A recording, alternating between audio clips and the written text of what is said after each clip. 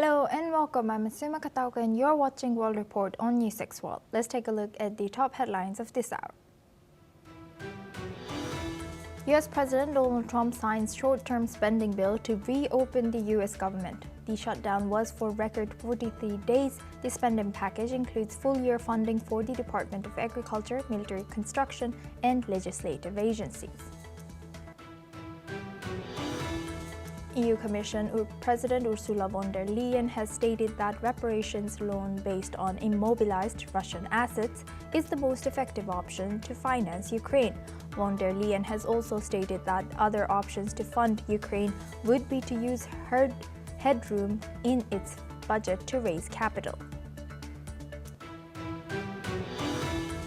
Kremlin has stated that Ukraine would have to negotiate with Russia sooner or later and has predicted that Kyiv's negotiating position would get worse day by day.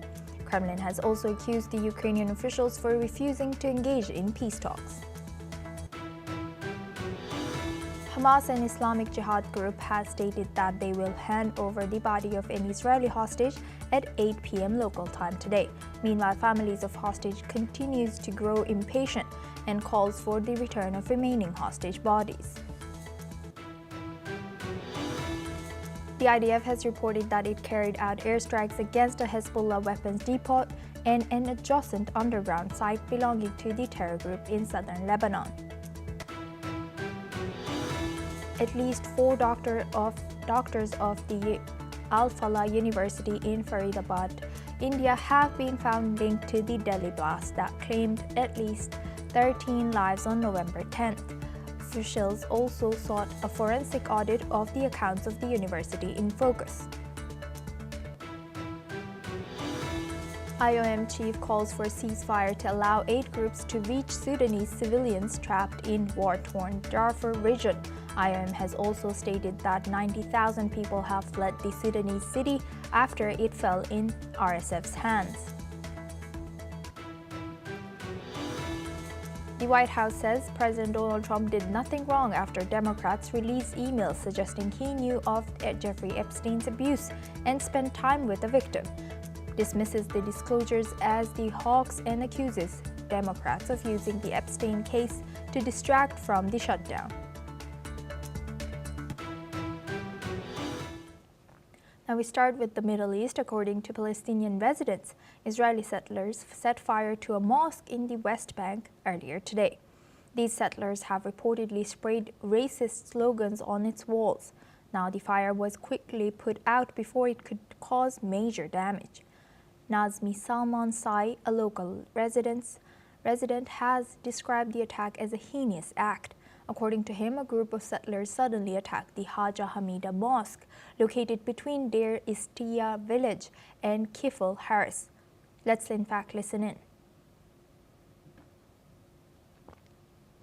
جرى الليلة الماضية هو قيام مجموعة من قطاع المستوطنين بالاعتداء الآثم على مسجد الحاجة حميدة بنت نفاع الواقع بين بلدتي دير السوى وكفل الحارس شمال غرب سلفيت. هذا الاعتداء يأتي في إطار الحرب المعلن والمفتوح على أبناء الشعب الفلسطيني من قبل المستوطنين برعاية حكومة الاحتلال. هذا الاعتداء هو مس بكرامة دور العبادة والمساجد، وهناك أيضا شعارات عنصرية تم كتابتها على جدار المسجد من الجهة الشمالية فيها إساءة لسيدنا محمد عليه الصلاة والسلام. هذا الاعتداء ليس الاعتداء الأول على مساجد بلدة ديرستا، كان هناك اعتداء أيضا قبل عدة سنوات على مسجد الإمام علي بن أبي طالب لمرتين والثالثين من قبل أيضا قطاع المستوطنين، وتم خط شعارات عنصرية في كل مرة. Meanwhile, the Israeli military has responded by sending forces to the scene to review the incident. The case has been handed over to Israeli police and the Internal Security Agency for further processing. The IDF has condemned all forms of violence and pledged to continue maintaining order in the area.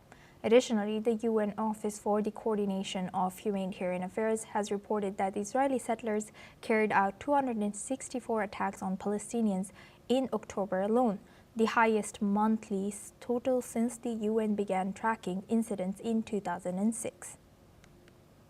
Now for this discussion, we welcome John Rosamando. He's a president of Viking Research Associates and geopolitical analyst, joins us live from Washington, D.C. Thank you very much, John, for joining us again. Good to see you. Now, John, looking at this, How might repeated settler attacks, such as the mosque arson in the West Bank, how do you think this affects prospects for any Israeli-Palestinian peace negotiations? The credibility of the Israeli government, for one. I mean, Israel prides itself as a democratic society, democratic state. Yet you have these racist attacks by Jewish settlers against the Palestinians. The Israelis must prosecute these people more than simply investigate.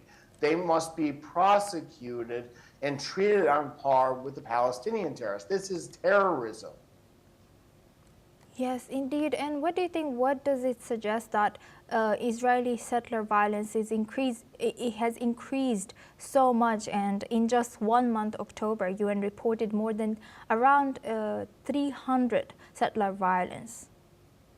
Well, I think that it shows that the IDF isn't doing what it should be doing to prevent these attacks, because they undermine any chance for peace and reconciliation between the Palestinians and the Israelis. I mean, it is just as bad as any of the attacks by the Popular Front for the Liberation of Palestine, Hamas, or any other Palestinian terrorist organization in the West Bank. So unless the Israelis do something about this, this is going to undermine their influence. How do you think the settler violence, or why do you think settler violence keeps increasing? Well, I think that it keeps increasing because of the Palestinians on one side, have continued to support Hamas, and sort of like the opposite reaction. For years, you had Palestinian terrorists that would attack Israeli settlers. Now you have the opposite in play, and the Israelis need to keep these two populations separate and to arrest and prosecute these settler terrorists.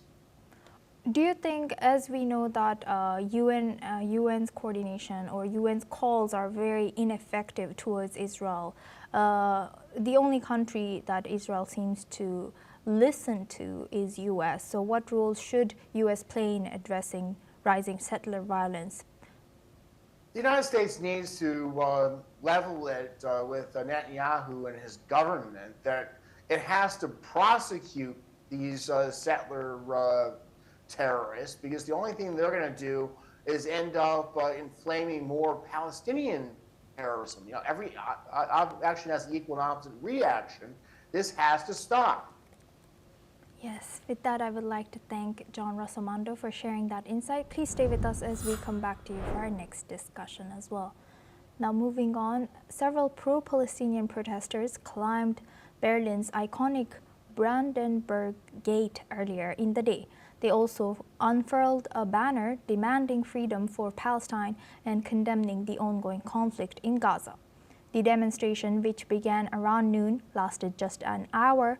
Over an hour, it attracted crowds of passers-by and tourists visiting the area. Berlin police have deployed around 75 officers to the scene. The police later confirmed that 3 of the protesters were arrested after climbing up using a lifting platform. The remaining 3 protesters were still atop the gate. The police height rescue teams were working to bring them down.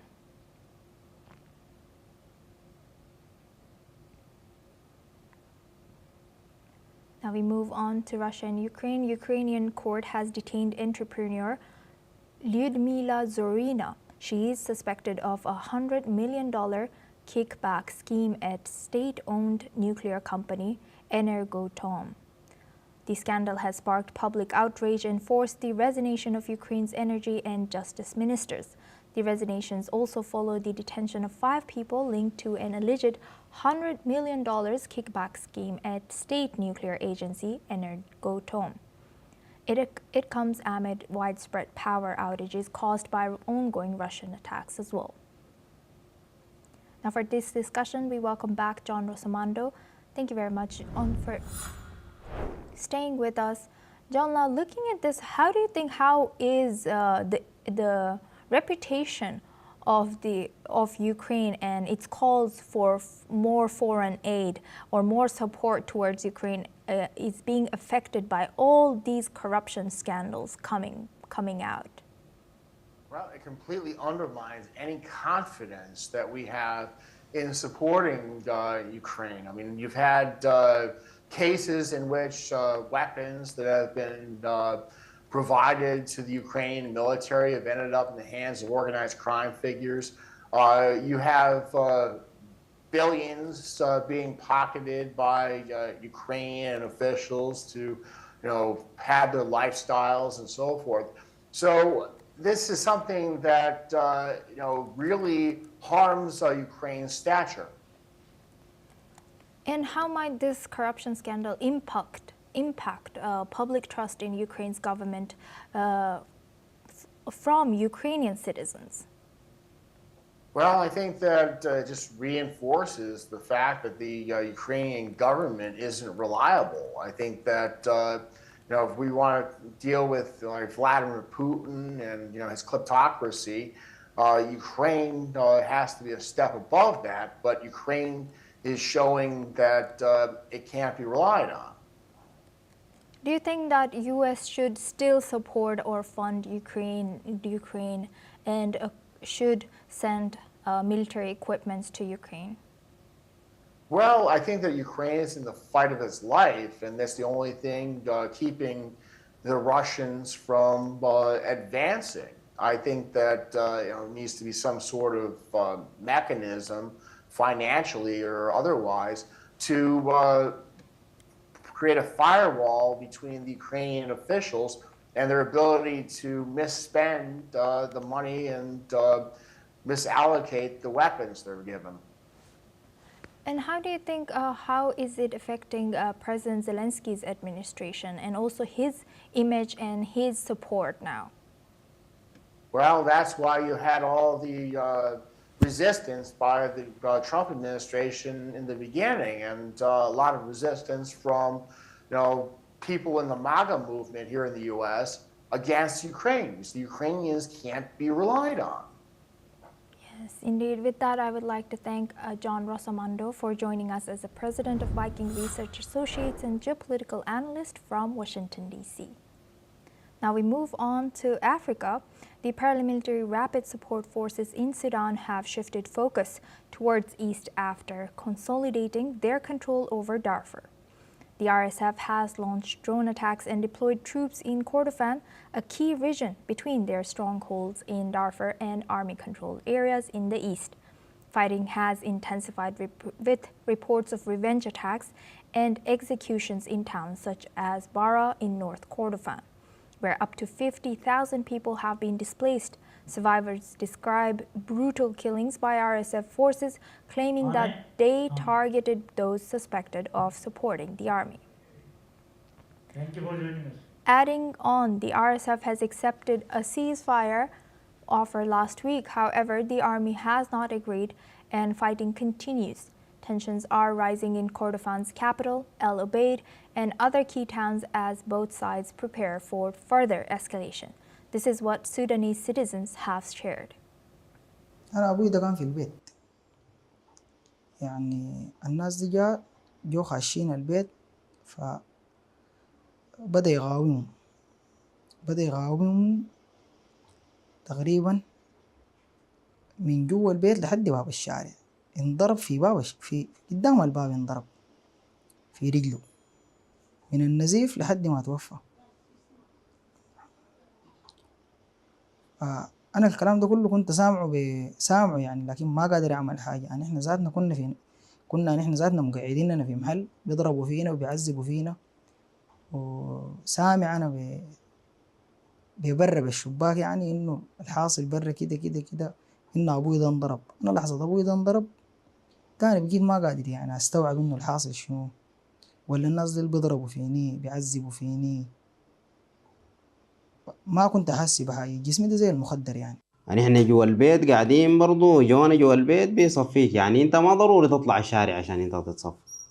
ممكن من أغلبية الناس دي ساقوها من جوا البيوت صفوها في الشوارع، وفي ناس صفوها قدام أهلها يعني، في ناس صفون قدام أسرة يصفوا، يعني ما ضروري تكون في الشارع عشان تتقتل. Now for this discussion, we welcome Mr. Ayanoga Olugbenga Paul. He's a public affairs analyst, joins us live from Lagos. Thank you very much, Ayanoga, for joining us again. Good to see you. Now looking at this again, what does the RSF shift from focus from Darfur to Kordofan suggest about current strategy of them and the political condition in Sudan now?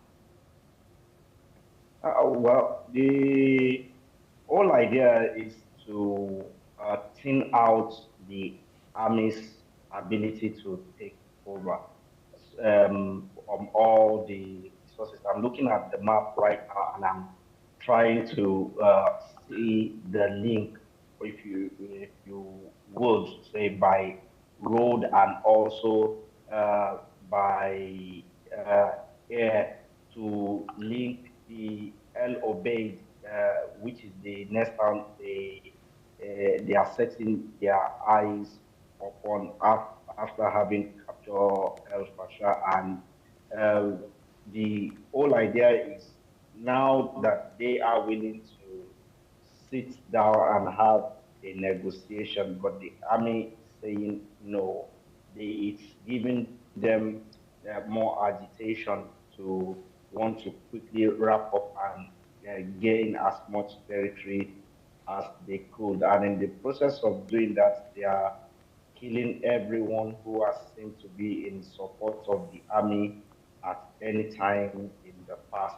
I mean, some of the victims who escaped were saying that the terrorists, when they came to town, the only thing they say is, "Oh, you are supporting the army, so we can't let you leave." They are leaving wanton destruction in their way.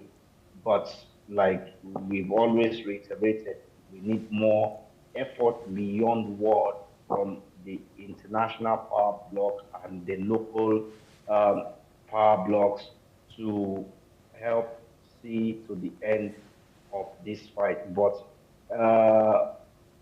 if you look at the whole area, you will see that it is hard for the locals to support or provide any help whatsoever. Is it Chad or Central African Republic that would be able to say, "Oh, we want to give one support," or Ethiopia that just recently, finished its own fair share of internal strife that would be able, or Eritrea.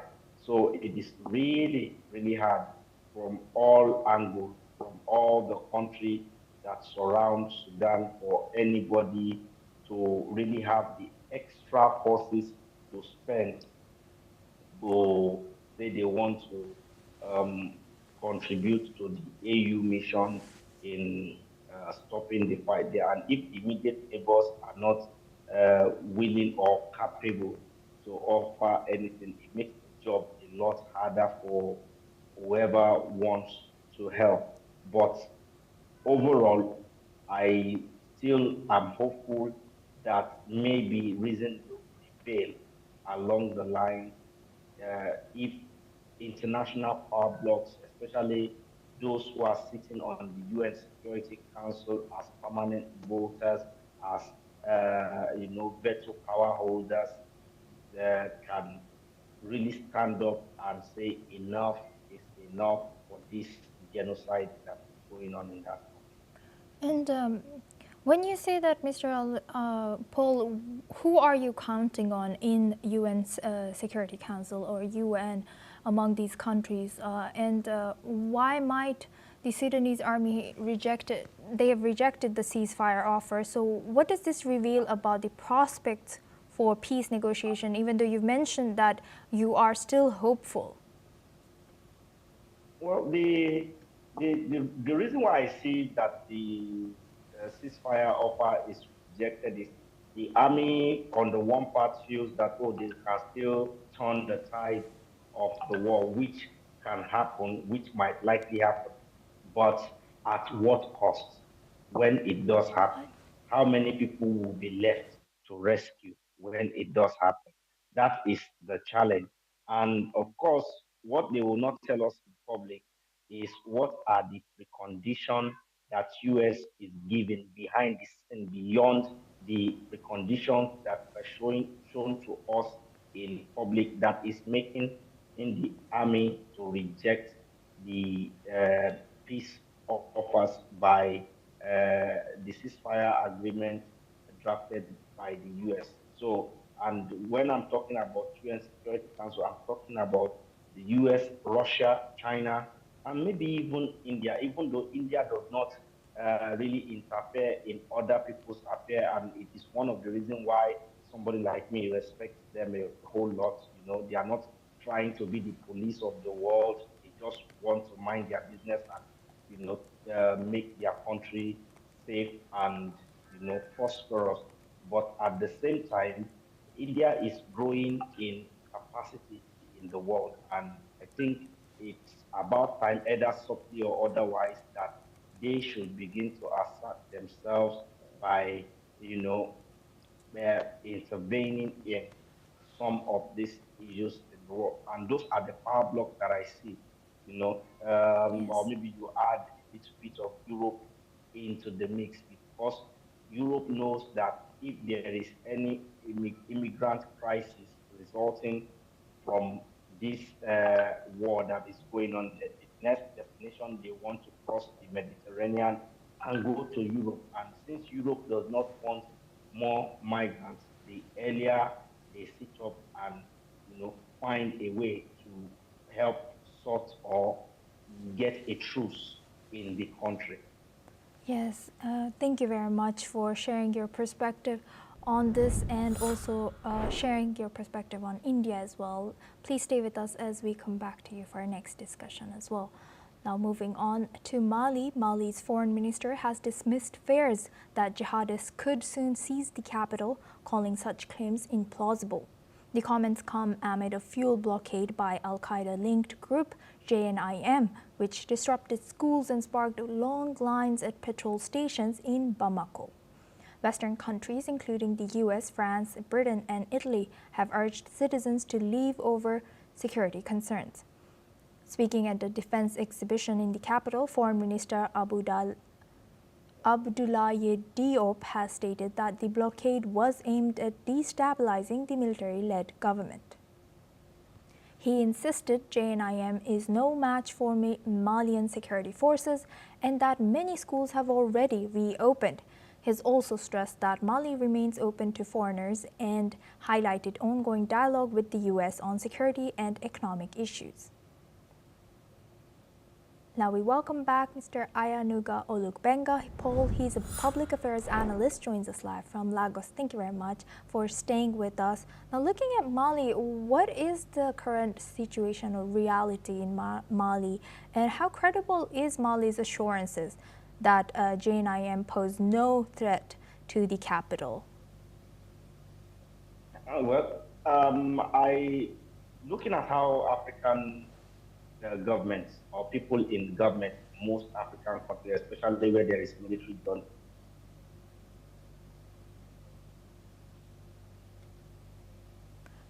Mr. Paul, we seem to have lost you over here. Benefit from, can you hear me clearly now? Yes, please Hello? continue. Yes, please continue, Mr. Now, Paul. looking at who benefits from crisis in Mali, I also want to believe the foreign minister that there is really no cause for concern, for alarm at the moment, because the fact that especially a country like France wants Mali to fail, wants the military junta in Mali to fail, because they have been chased out and they lost a lot of things from being chased out of Mali. So if they, in concerted effort with other European nations, are doing a campaign of calumny to tell their citizens to get out of Mali, to create an atmosphere of fear as though the military government in Mali has capitulated, I will understand that they are doing that so that they are hopeful that if another government comes into power in Mali, maybe they will be able to worm their way back into the heart of that government, and then by part of that, come back into Mali and be extracting rare earth metals that they've been extracting in the country. So I believe from that perspective that the foreign minister Abdoulaye Diop might be saying the truth, but from the perspective that believe many African governments at your own peril, I would also want to take caution to say, rather than allowing the hubris to blinding them, that is the Malian government, they should do more to show the world more than just rhetoric that they are in control by routing this terrorist organization or rebel organization that is trying to make governance hard in the country. Until they are able to do that with evidence to show that, okay, we are routing them everywhere in every theater that there is a contact, then it will be hard to believe them. But of course, if you know the propaganda of the Europeans, the Western axis of power, the propaganda they use to discredit a government because they want that government to fail. They are fear mongering to spread fear everywhere because they want that government to fail. I want to believe that it's not as bad as the European countries who are asking their citizens to leave as they are painting it to be so. On what part I'm saying I believe the foreign minister, on the other part I am saying that I need more assurances by action of the government in routing the NIM and any other rebellious organization in the country to give us total confidence that they are on top of their game. Yes, indeed. I also agree about the fear-mongering thing. Also, can you tell us briefly, if possible, why are these terrorists blocking the fuel on the first place?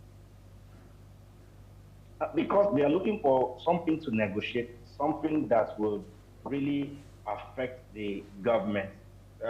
Looking at the map of the country is landlocked and they can only get fuel in by road or by air.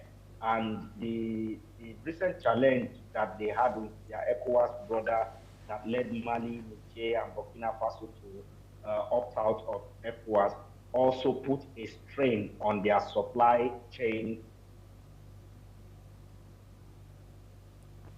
Seems like we have lost connection with our guest, Ayanuga Olugbenga Paul, but we thank him for joining us today as public affairs analyst and sharing that insight all the way from Lagos. Thank you very much. Now we move on to Europe. Britain has said that it would scrap US-style police commissioners brought in 13 years ago to run local forces, saving $134 million, which would be redirected to help fund more frontline officers. The Labour government wants to make visible improvements to services such as healthcare and fighting crime as it seeks to win back voter support, which has drained away this year. The Interior Ministry plans to abolish locally elected police and crime commissioners over the coming years as their terms end, saying it would remove unnecessary bureaucracy. The PCCS were brought in by the previous Conservative government in 2012, with the power to hire and fire local chief constables, but the ministry said the public had incredibly low knowledge of who they were or that they even existed. Existing mayors and council leaders will take over their roles, which include holding the police to account, budget setting, and implementing a crime-fighting strategy. With that, it's all we have time for. Keep watching NewsX World for more news updates.